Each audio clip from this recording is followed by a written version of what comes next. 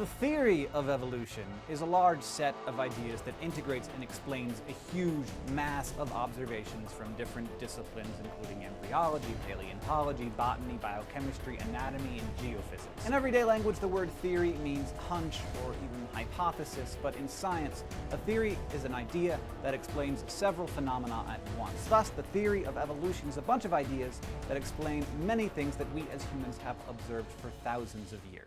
A scientific method is based on the collection of data through observation and experimentation. Science Daily. Could you give me some observable evidence that evolution is true? Something I don't have to receive by faith. Yeah. Some observable evidence. I mean, take a look at what happened 65 million years ago. Hang on, I can't. That's 65 million years ago. I believe, yeah, millions of years. So that can't be observed. We can trace the evolution through the fossil record. Could you be specific? Just give me one. Between 6 and 7 million years ago. Hundreds of thousands to millions of years? So it's quite a long time. Yes. Millions of years. Yes. So it can't be observed. Evolution is not testable over time. It's the theory that meticulously and precisely explains the facts, and the facts are indisputable. So let's spend some time going through the facts and how evolution explains them all so well. First, fossils. The fossil record shows that organisms that lived long ago were different from those that we see today. Sounds obvious, but 200 years ago it seemed a little bit crazy. For instance, the fossil record shows the common ancestors of all carnivores, that cats and dogs were once linked, once united by a common ancestor. How long ago? This, I believe, was like 60 million years ago. I don't want something I have to accept by faith. I want it to be observable. Observable evidence. Well, I mean, if you're just asking me here on the street, there's not really much I can tell you in terms of observable evidence. Like, we would have to really examine existing data to draw conclusions of our own. I would have to have faith then. We would have to have some amount of faith. Evolution meter, and I've put God, the creator of everything, on the right side, and evolution on the left. I went ahead and put you guys all on the fence, because of course you're going to hear out my actually, just start where I would start. No matter, I'm righteous. I'm not going to stand here, present some egghead scientific argument based on fact. I'm just a regular dude. I like to drink beer, you know, I love my family. Rock, flag, and eagle, right, Charlie? He's got a point. No, he doesn't. See, Charlie?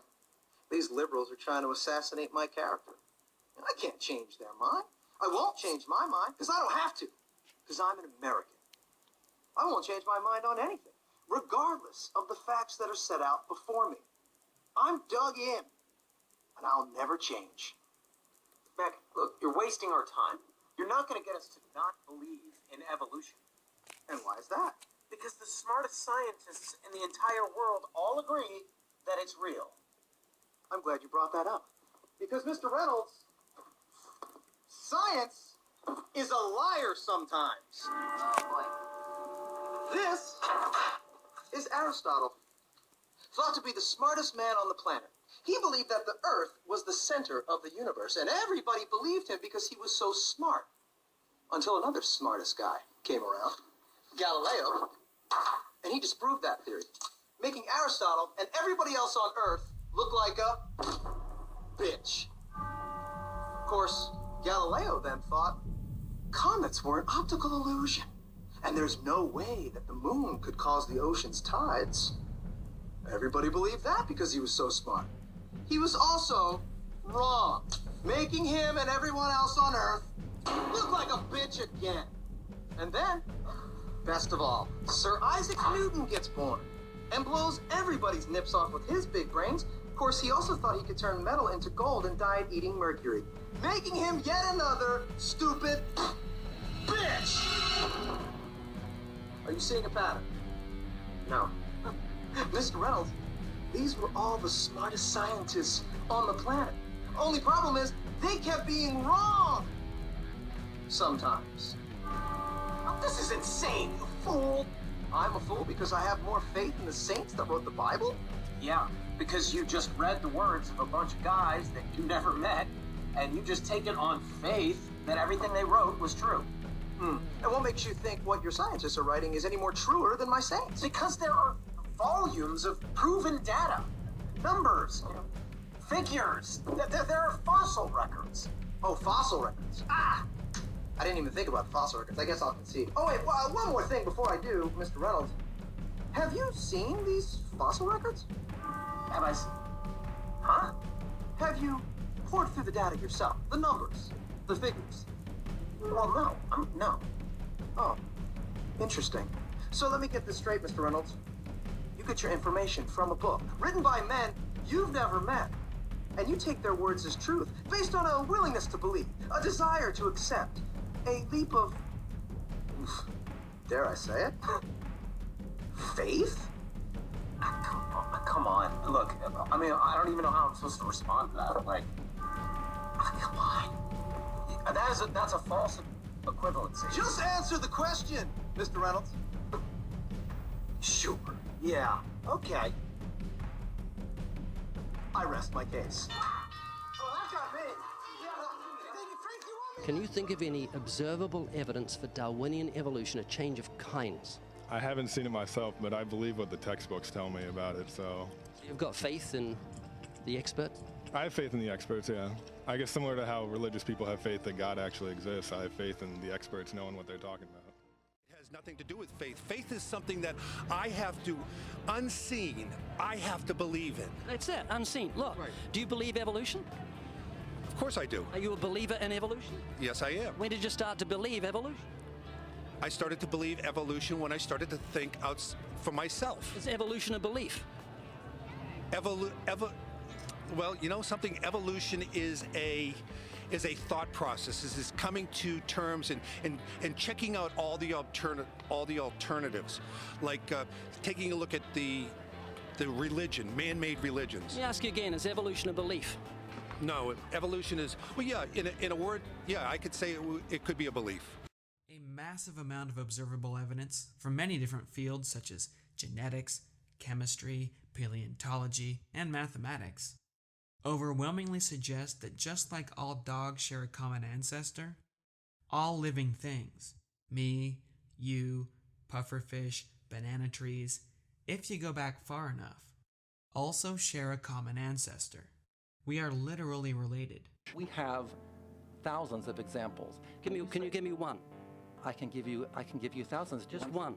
Macroevolution is just that microevolution on a much longer time scale. The sort of thing that turns hippos into whales is a lot harder to observe for a species that 200 years ago thought that dinosaurs were big iguanas. But part of the power of the human mind is being able to see far beyond itself and the time scales that our own individual lives are limited to. And I, for one, am pretty proud of that. Darwin spoke of a change of kind. Can you think of any observable evidence for Darwinian evolution where there's a change of kind? Change of kind. Change of kind.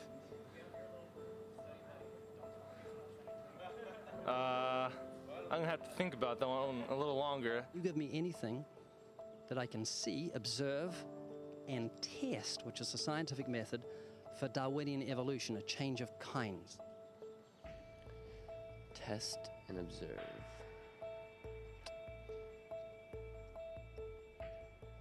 Could you give me observable evidence, which is the scientific method for Darwinian evolution, a change of kinds?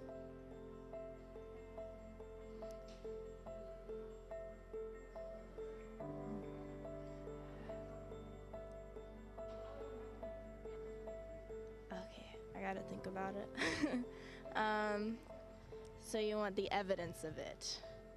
I would say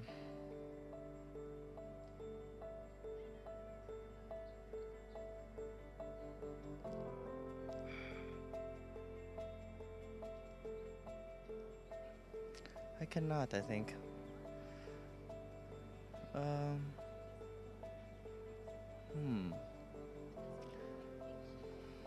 It's a hard question, actually.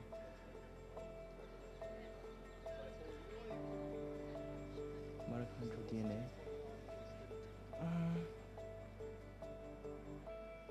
So, can you repeat the question again? Could you give me any observable evidence, just one, for Darwinian evolution? let me think about that for a sec.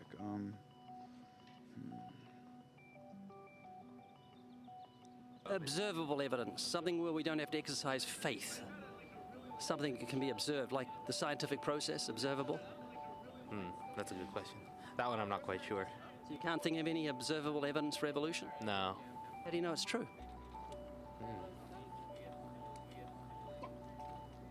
I'm not sure. So Darwinian evolution is not observable, it's not scientific. I guess so. So it's unscientific, you can't prove it. It's scientific, actually. You could prove it. It could be proven, just... Do it for me. That's hard. That's just too broad of a... It's unobservable, that's why you need millions of years. Yes, exactly. You're trusting the biology majors and the biology professors know what they're talking about, and they can't even give me evidence of a change of kinds. Well, then there isn't one. If they don't give it, then I wouldn't say there was. Yeah. I just go on what I've seen and what I've learned from class. So you believe? Yeah. You know what that's called? What? Blind faith. Blind faith. All throughout the animal kingdom, we find structures within animals that have no apparent function. Non-functional structures are known as vestigial organs, the historical remnants of structures that once did have important functions in ancestral organisms. Anti-evolutionists often claim a loss of anatomy is not evidence for evolution, where one might expect to see the emergence of new and beneficial structures. However, vestigial organs do indeed provide concrete evidence of natural selection, because it would be wasteful for the body to continue to provide blood, nutrients, and space to an organ that, as a result of evolution, an animal no longer requires as part of its physiology.